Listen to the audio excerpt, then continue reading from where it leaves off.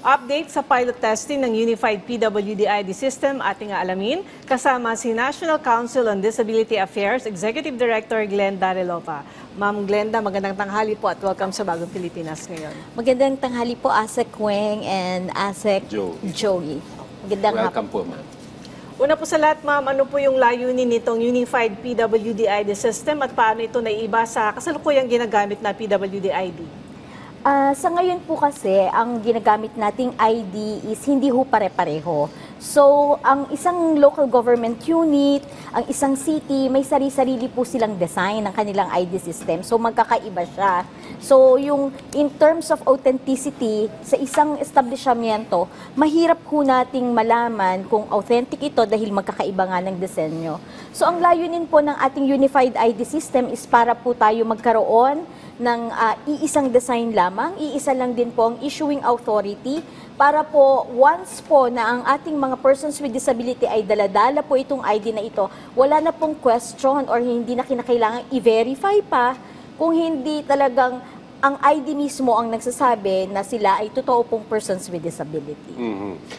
Ma'am Glenda, kasi nakakakita tayo ngayon sa mga establishment ng mga sign na no to fake PWD IDs. So, gaano po tayo sigurado na hindi, kahit itong Unified ID na ito ay hindi mapepeke? Ito pong Unified ID system po natin, aside from sa iisa nga po ang issuing authority, meron po tayong iba't ibang safety features dito. So once po na nag-register sila at nakapasa po yung mga dala po nilang dokumento at na-recognize po sila as persons with disability, right there and then po maida-download na po nila yung digital ID po nila. And then, ito pong physical ID po, meron po kaming 3 months to deliver itong kanilang physical ID. Ito pong physical ID ito ay meron po itong RFID na mahirap po na ma-fake. Pati po yung mismong material po niya, mahirap po siyang i-fake. So, tanong ko lang po, so may digital, may physical, pero kahit may physical ka na, pwede pa rin gamitin yung digital? Opo, pwede pa rin po. At lalabas po yan sa bagong guidelines natin sa issuance po ng Unified ID system. So, matanong ko lang po dun sa requirements. Ano-ano po yung mga requirements na kailangan nilang i-submit? Baka naman kasi yung iba parang certification lang from a doctor, ganyan, na pwede rin namang pikein, ganyan. Yun nga po ang isang medyo challenge sa atin is to determine whether yung dinadala po nilang certificate or medical certificate na nakasulat po doon ang kanilang disability ay authentic o hindi. Pero dahil nga po ang Department of Health naman ay miyembro po ng NCDA, so magkakaroon po sila ng issuance ng panibagong category ng disability. Ganon din po yung list ng mga experts na mag-i-issue po ng ID. Yun po kasing physical disability, kahit sa PDAW po, kahit wala naman pong medical certificate, pwede kasi kita natin. But for other kinds of disability na non-apparent, yun po talaga yung kinakailangan. Merong technical expert, like kung halimbawa, ito po ay mental disability, kinakailangan po psychiatrist. So, mga ganun. So ma'am, ayon po sa BIR, tinatayang nasa 88.2 billion pesos yung nalulugi dahil sa peking PWD IDs. Paano po makatutulong itong Unified ID system sa pagbawi o pag-iwas sa ganitong pagkalugi?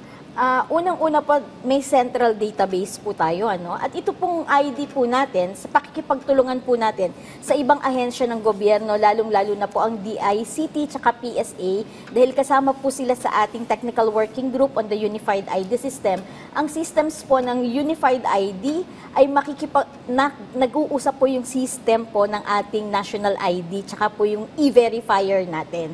So, nakaprograma po yung sistema na nag-uusap sila. So, pagka po ibinigay ng isang persons with disability ang ID na ito, malaki po yung probability or almost 100% na talagang authentic sila. So, yung dating tax leak na 88.2 billion po noong 2023, ma-eliminate na po natin ito.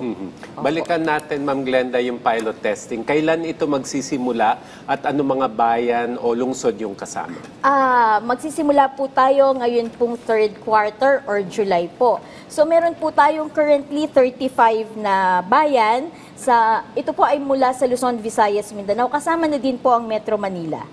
Pati po sa bar, meron po tayong parang Maguindanao del Norte, Dagupan, San Carlos, Urdaneta, Alaminos, Solano, Rafael, San Jose, Obando, Bulacan, May Kawayan. Almost all po sa Bulacan ay kasali. San Mateo, Rizal, Santa Rosa, Teresa, Rizal, Antipolo, Carmona, Pila, Laguna, Muntinlupa, Pasay, Daet, Kalibo, Kandihay, Malaybalay, Coronadal at Suralia, South Cotabato. So 35 po silang lahat. Marami pala. So ano po yung mga magiging proseso ng self-registration at digital ID generation para sa mga PWD po? Meron po tayong, lahat po ito ay digital. So, pag nailunsad na po natin ito, pwede po nilang ma-download sa kanilang mga telepono ang system po. Pwede din po sa computer. Pero alam naman po natin na hindi po techie lahat ng ating mga persons with disability. Maaari din po silang magpunta sa kanilang mga PDAO offices, pero online din po yung registration doon. So, wala na po tayong mga paper trail po. So, online po ang registration. Tapos, dala lang po nila yung kanilang dokumento, yung certificate ng disability nila.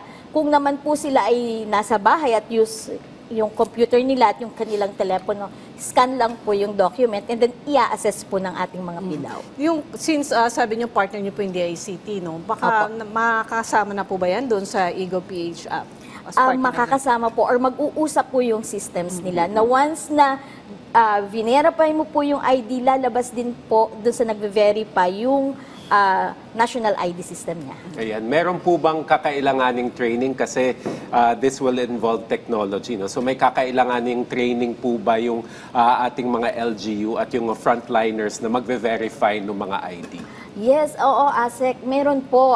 Definitely, ito pong ating 35 na municipality po na ito, nagkaroon na po kami ng initial meeting with them. So, ipinakita na po namin sa kanila yung original na design for them to comment para ma-trash out na po namin yung ina-anticipate namin na gap before po natin i-launch yung system. At tinanong na din po natin sila kung ano po yung mas mabilis na pamamaraan in order for us to finish itong pilot testing na ito. And definitely po, once nandyan na po yung system, yung paggamit po nung mga tablet na gagamitin po nila, and also kung paano po sila mag-a-assess, ititrain po natin itong pilot. And then, kung na-finalize na natin, even the rollout po, 100% po ng municipality po ay ititrain po natin. May capacity building tayo. And bababa din po ang mga members ng NCDA, yung 13 governing boards na mga staff, para po makita po natin na talagang may integrity, may transparency po yung pagre-register ng ating mga persons with disability. So ma'am, paano po tinitiyak na habang pinapatibay yung bagong sistema ay hindi naman magpapahirap sa mga tunay na PWD sa pagkuha ng benepisyo? Meron po tayong mga naka-assist ng atin pong mga PDAO officers ay atin pong ititrain at ilan din pong mga miyembro ng ating local government units. Ganon din po, nandun din po ang NCDA at ang atin pong mga member agencies to help din po sila. At napaka-konting variables lang po ang kukuhanin natin. Very, I think, mga 12 variables lang po. Talagang identifying variables lang po ang kukunin natin at hindi po mahihirapan ng ating mga persons with disability. Ma'am Glenda, kamusta naman po yung pakikipag-ugnayan ng inyong ahensya sa mga private establishment? Siyempre, mga grocery, drugstore, mga restaurant, sila po yung mga tatanggap ng ID, di ba? So, kamusta naman po yung pakikipag-ugnayan ninyo para malaman nila na lilipat na tayo sa ganitong sistema? Sa ngayon po, widespread po ang aming advocacy campaign. Hindi lang po ang NCDA, lalong-lalo na po ang Department of Social Welfare and Development bilang amin pong chairperson ng NCDA. Kasama din po namin ng DTI at ang iba pang ahensya ng gobyerno na nagko-cross-post po kami. Kung ano man po yung inilalabas po ni NCDA na advisory, ito po ay pinopopulate nitong mga member agencies natin. Ganon din po, maigting din po ang aming pakikipag-ugnayan sa ating mga PDAO offices or sa mga municipality and cities at sa mga member po ng pharmaceuticals, restaurants, and supermarkets po. So ma'am, ano naman po yung magiging papel ng NCDA sa binuong technical working group kasama yung DSWD, DOH at saka DILG? Ano po yung mga napagkasunduan sa bagong ID system ng mga PWD? Ang NCDA po ay tumatayo bilang secretariat po ng technical working group at kami din po yung nagbibigay ng technical assistance and capability dito po sa ating mga pilot municipalities. Ganon din po, kami din po ang nag-formulate initially ng draft ng guidelines, pero ang content po nito ay magmumula po mismo dito po sa members ng ating technical working group at mula din po sa recommendation ng atin po mga pilot areas. Under the present ID system, ma'am, kamusta po ba yung registration?